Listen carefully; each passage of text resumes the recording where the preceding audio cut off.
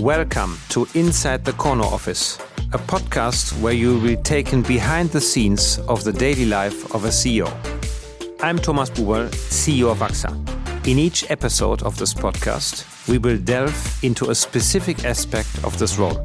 You will see that making decisions from an office is definitely not what this job is all about. For every topic, we'll be joined by a leader of a major organization. I hope you will enjoy these discussions. Tune in and take a seat at the table. We are inside the corner office. Today I am with Edouard Carmignac.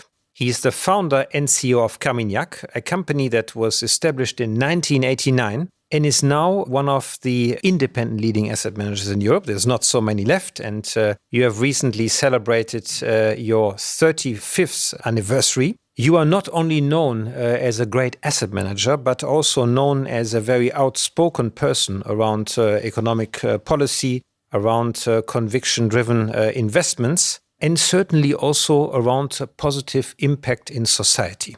Beyond the letters that you regularly write, you have also created a very important Fondation Carmignac, which is supporting contemporary art and investigative journalism. So today we would like to talk about exactly this: entrepreneurship, the founder's mindset, and the positive impact. What can we learn from you in terms of building a company from scratch and sustaining it for now 35 years, and I hope much longer? But also at the same time, how can you create positive impact beyond the normal charity that we found? So let's go back to 1989. You took the decision of becoming an entrepreneur. Mm-hmm. Do you remember these first moments as a CEO all alone in a newly founded company? What do you remember?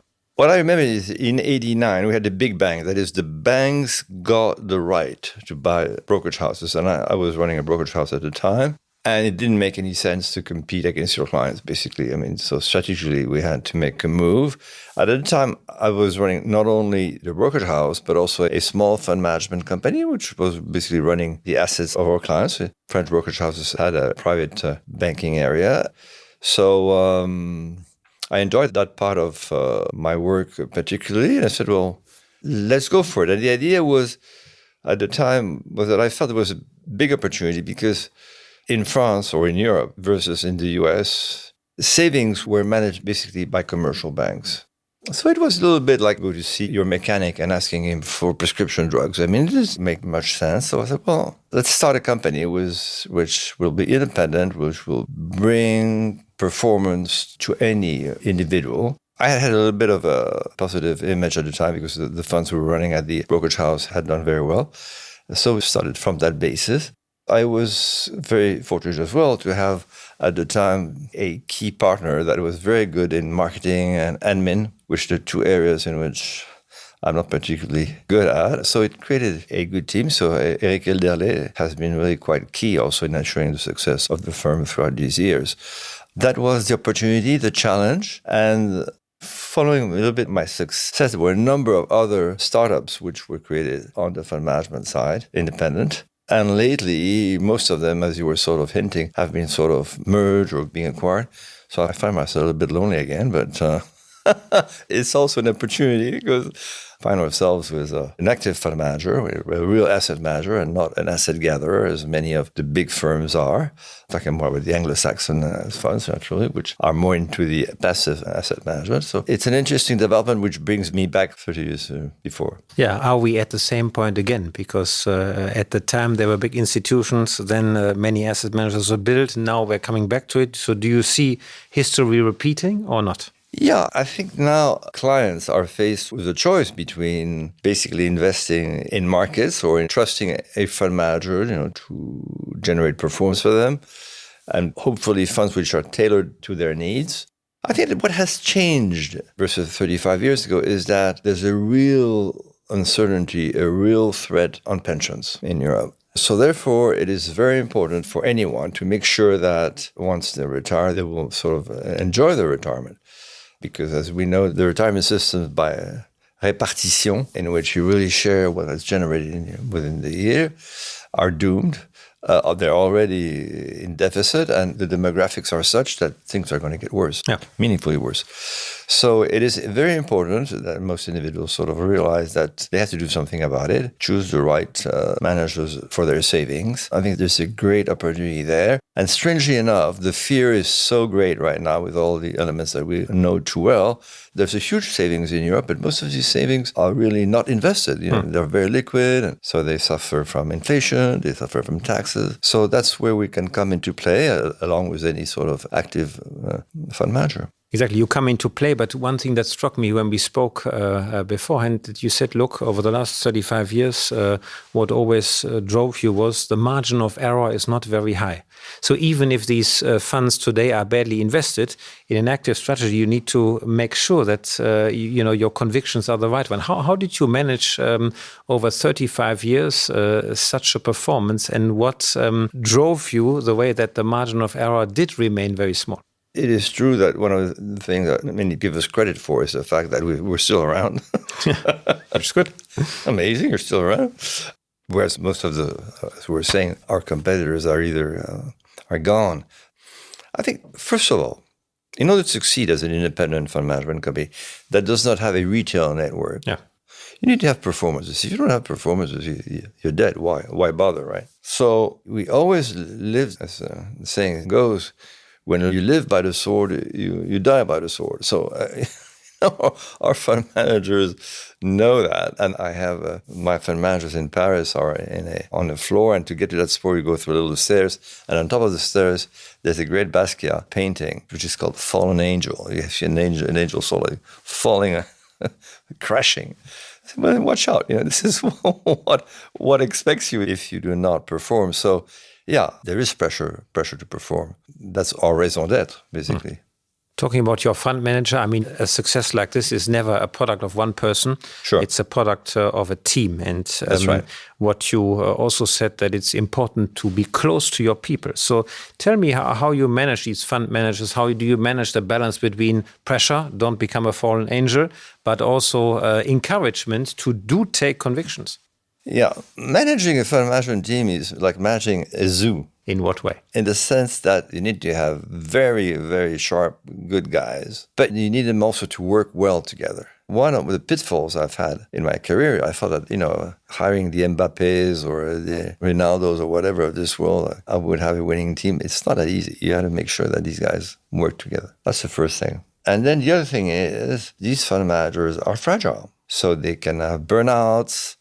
They can have hubris hitting them, feel they're the master of the universe. When they do well, then you have to cool them down and make sure that they don't blow up their success. Or to the contrary, when the chips are down, you need to nurse them and to make sure, no, it's not a problem. I'm going to help you go over this rough patch. Yeah, it takes a lot of dedication, listening to them. But I'd say that if I were to try to enlarge this experience to another business, I'd say the key to succeed as a CEO is to make sure that you have empathy for the people that work for you, that they have a sense that you care for them. One of my greatest examples of CEOs caring was Jean-Louis Dumas, was really key to the success of Hermès, which is a company that we've been big shareholders in for the last 35 years. And many times after lunch, when I have a lunch nearby, I like going to the store to see how things are going. I would bump into him and he was talking to a cashier girl or to a salesperson. And I'd say, well, Germaine, how are you doing? How is your son recovering from whatever he had? I mean, she would feel elated by that. And actually, they would all talk together at lunch. And he remembered my son. He remembered he was sick. So it's this notion that, we're 300 people right now, and we're spread out towards many offices in Europe. So different nationalities, different sites.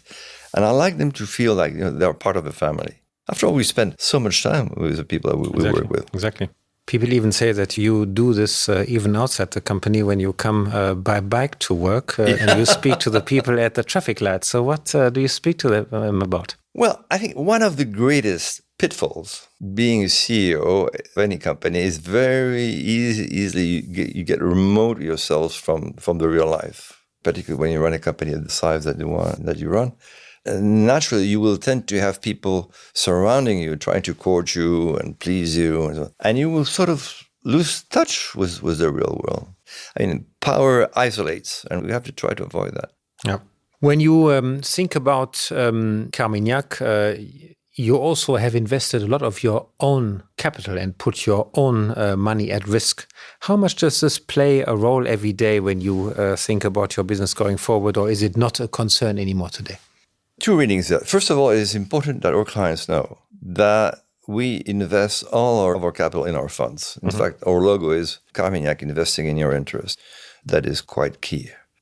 But as I really dedicate as much of my attention to the funds, I would assume that our funds are very well managed because they're invested in our funds. I mean, there's no hesitation where we should put our money at work. And when the markets are shaky, we would tend to reduce the risk of our invested capital between our risk-averse funds vis-a-vis the more risk-prone ones. But overall, I think it's very important that our clients know that our interests are aligned. You said, I mean, that's obviously trust that your customers have in you. Going back again to the trust element within Carmignac, you mentioned earlier that, you would describe the company as a zoo. Mostly the animals in a zoo are in cages because you don't trust them that they would stay in their cages. So I guess in your company, the cages are open and everybody can move around. How do you instill trust in the company? And because, I mean, it's not an easy business. Nobody's in cage. I mean, they can leave it overnight and so on. We've had only a couple of fund managers leaving us because they were made offers that they couldn't believe they would ever get. And guess what? 1 year after, they were knocking at the door wanting to come back. So, I mean, it's not really an issue of really ringing them down. It's really a question of making sure that they have not only are decently paid naturally, and they are partners in the capital of the firm, and generously paid provided they perform, but it's also the enjoyment they have. I mean, one of the things that never ceases to amaze me is that 2, if not 3 evenings per week, we have about 20 or 30 people, Paris office, that go to a cafe not far away, and they spend the evening there until 11 midnight. And that is true for Paris, it's true for London as well, where we were our largest offices. And when we do offsites, they will dance until daybreak. There's a real culture there that has been created. Probably I have something to do with it. People enjoy working at Carmignac. Yeah. Talking about on the dance floor, you must also be still on the dance floor, looking at how fit you are after such a long time. What kept you going and what kept you in such a good spirit? Because after 35 years, carrying the burden of a company is a lot, huh? If you're facing markets can be a drain on you. And most people ask me, how do you manage that stress? The secret for any CEO is to have a balanced life, I'd say, so I'm very fortunate to have this craving for contemporary art, which at the same time helps me in my investing job because artists intuitively, instinctively, unconsciously feel the shape of things to come. Most of good artists can't talk about their art. They show you their paintings and, oh my God, and these paintings sort of relate to you or not, and they make you feel things. So art is important. It's beauty as well. That is key. My family also, I'm very fortunate. I have 5 children. Naturally, as you pointed out, I like sports. So that also helps to stay fit. And sports that drain you, that don't sort of, that cleans my mind. I wouldn't be able to play golf or even tennis. In a tennis match, in an hour, you spent about only 10 minutes actually hitting the ball. The rest of the time, you run around. Yeah. Do you remember, like in these 35 years, a moment where you really had to show resilience, where it was very tough and you yourself didn't know anymore, where to go? Was there a moment, or did it all go smoothly? Well, markets are naturally challenging. One of the key ordeals for any fund manager is to say, well, I've taken positions, the market is not going my way. Is this an opportunity I should build up my position at the risk of, ruining myself or my clients? Or should I just recognize that I'm wrong? So it's this difficulty that one is faced to regularly, not on overall fund levels, but, on companies. What everybody talks about right now is NVIDIA, for instance. What is the actual potential of NVIDIA now that it's a $3 billion market cap? So you need to have the spade work being done intelligently and try to say, this is what the assumptions we can build in view of the potential of AI, the way the company is positioned, and can anyone catch up with them? the first thing that I asked my people to do was when we had this news on DeepSeek, say, okay, fine, DeepSeek. Let's look how good DeepSeek is. So we are going to ask DeepSeek a question. Assuming the US would put a mantelpiece of 10% import taxes on all their imports, what would happen to US inflation and US growth going forward the next 2 years? So we had a very wishy-washy response from DeepSeek. It was totally useless, I found. Whereas ChatGPT version 4 was amazing. And I went to see our economist. We had arrived to the same conclusions on his own. I don't need you anymore. So, joke naturally, but it shows that, it is important at any point of time to reassess our positions and to sort of question whether, the markets which are not going in our favor are right or that we are right. I don't know. When you look, 35 years is a long time. Markets have always been choppy or not choppy. How do you keep yourself motivated over such a long time? Because, when these moments arrive, they're always tough. You can say, yeah. How do you keep yourself motivated? Because you look still, even when you talk about DeepSeek, very motivated to understand everything and to penetrate these ideas. I don't know. You must share, as I do, the curiosity. I'm surrounded by fund managers who are in their 30s. Dirk Miller used to say that he didn't learn anything from anyone that was over 30 anyway.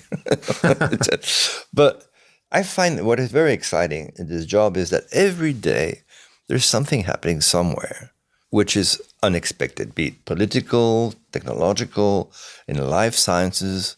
We're big investors in Novo and Lilly at one point of time because I really felt obesity could be a major development. And at one point in time, it became so huge that, isn't the market going a bit too far? And then Novo came up with this drug saying, we have a drug that will increase your weight loss to 25%.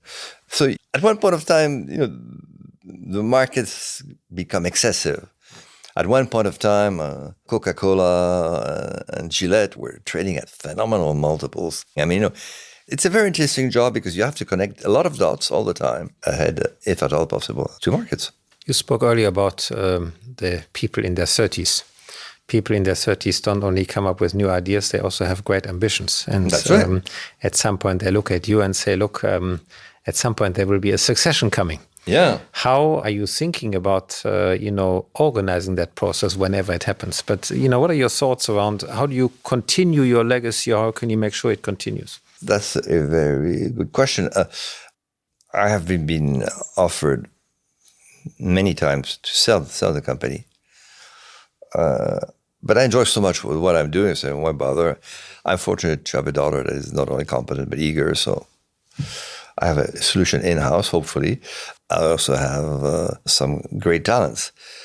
The issue, and this is one of my disappointments, is that many of the people that I thought would be able to have evolved naturally in a role of CIOs have vanished into thin air. Either they reached the level of incompetence, or they made enough money to say, no, I prefer going surfing in Australia or whatever. So finding the right successor on the fund management side is complicated, but I'm quite confident that we have some really good talent in the firm that'll take care of itself. But it took Warren Buffett to reach his 90s to finally have someone. But he did it, and it's not so easy because when you think about succession, there's always the question also around fallout. There's not only the one person who will be successor, but also the many who will be the disappointed ones because they didn't get it. And I guess the same will probably happen at Carmignac as well. Most of our people are happy with what they're doing, and that is one of the differences of a company of our size compared to yours. They're very focused on what they're doing. They're really entrepreneurs within the firm. Maybe I'm illusioning myself, but provided they are left with the discretion to manage what they're doing and to expand it, the sky's the limit. If you're good, you will earn great compensation, but the funds you will manage will increase. The interests are pretty much aligned. I try to avoid as much as possible political interference, which can be very destructive. And when you think about your own plan, when that moment of succession arrives, would you, as of today, want to disappear? Would you stay involved and help the successor? What's your thinking about? Because there's a couple of different schools. I think that's what I'm doing already. So you're fading out slowly. I'm trying. It's not an easy one, but as the teams start functioning on their own, you find yourself in the need to make less adjustments. A director with an orchestra, if you have great musicians, and they would tend, after being well director naturally, play pretty much well together. And there are some directors, you feel that they conduct the orchestra, but the orchestra, real harmony with orchestra members. And as I was saying earlier, the difficulty is not only to find the great soloists, it's also to make sure that they blend. When you are phasing out a little bit now, I guess you will have more time for the societal engagement. Let's talk about this. I mean, you created, as I said earlier, a foundation supporting contemporary art, which is also one of your passions. Why did you do that? And when you did it was also quite early relative to other companies. What drove you to do that? It was quite a natural development. As I told you, I'm quite keen on contemporary art because contemporary art helps me to understand the shape of things to come.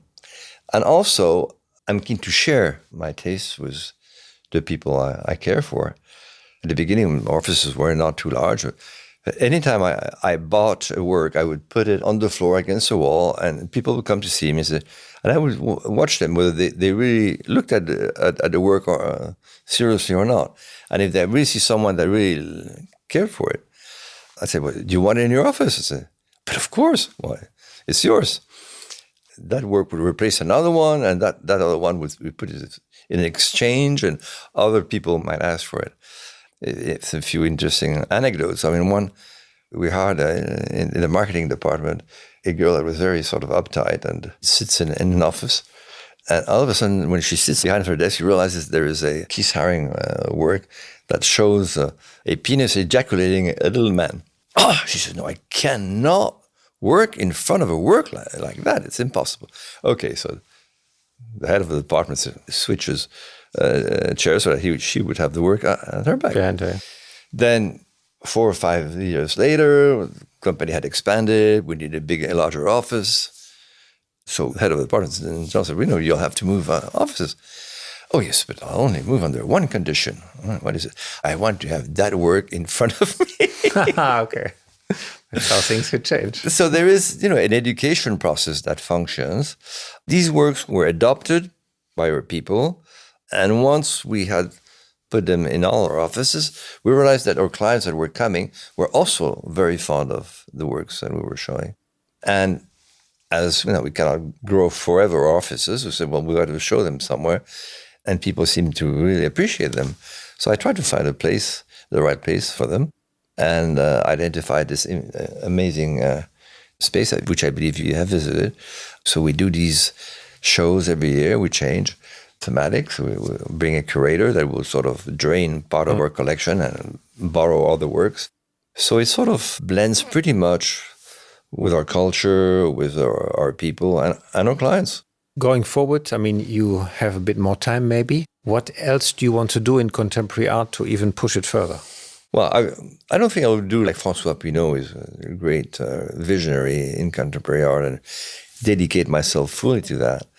Yeah, I mean, I would probably spend more time immersing myself with contemporary creation at large, but I think I'd like to have this balance between art and finance and sports and friends, children.